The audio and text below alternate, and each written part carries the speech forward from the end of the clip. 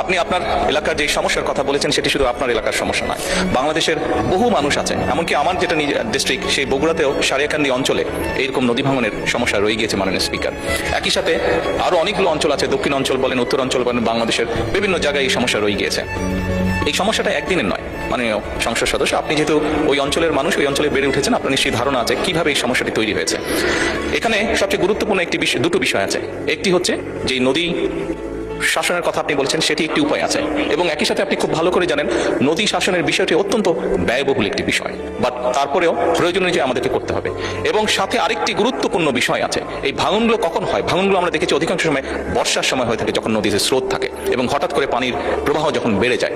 এবং সেই জন্যই মাননীয় সংসদ সদস্য, আপনি নিশ্চয়ই অবগত আছেন, আপনার ধারণা আছে, না দেখে থাকলেও ধারণা আছে, শহীদ রাষ্ট্রপতি জিয়াউর রহমান এই সমস্যাটিকে সমাধানের জন্য খাল খনন কর্মসূচি শুরু করেছিলেন ওনার শাসনের সময়। এবং বর্তমান সরকার খাল খননের মাধ্যমে একদিকে যেমন নদী ভাঙনকে ট্যাকল করতে চাইছে, একদিকে যেমন আমাদের শুষ্ক মৌসুমে পানির যে সমস্যা হয়ে থাকে সেই সমস্যাটার সমাধান আমরা করতে চাইছি খাল খননের মাধ্যমে।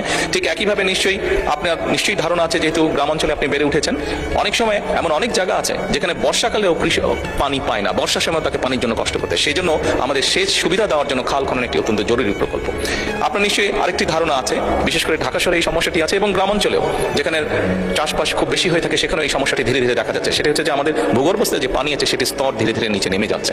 এই সবগুলো বিষয়কে যদি আমরা অ্যাড্রেস করতে চাই, তাহলে অবশ্যই নদী শাসন যেমন একটি প্রয়োজন নদী ভাঙনকে রোধ করার জন্য, ঠিক নদীতে যখন পানির প্রবাহ বেড়ে যায়, স্রোত বেড়ে যায়, যার কারণে নদী ভাঙন হয়ে থাকে, সেই স্রোতটিকে যাতে আমরা মোটামুটি কন্ট্রোলে আনতে পারি, সেই পানিটিকে যাতে আমরা পানিতে যেটা হঠাৎ করে পানি বেড়ে যায় বর্ষার সময়, সেটিকে যাতে আমরা ঠিকভাবে সারা দেশে ছড়িয়ে দিতে পারি, সেই জন্য খাল খনন কর্মসূচিটা অত্যন্ত গুরুত্বপূর্ণ।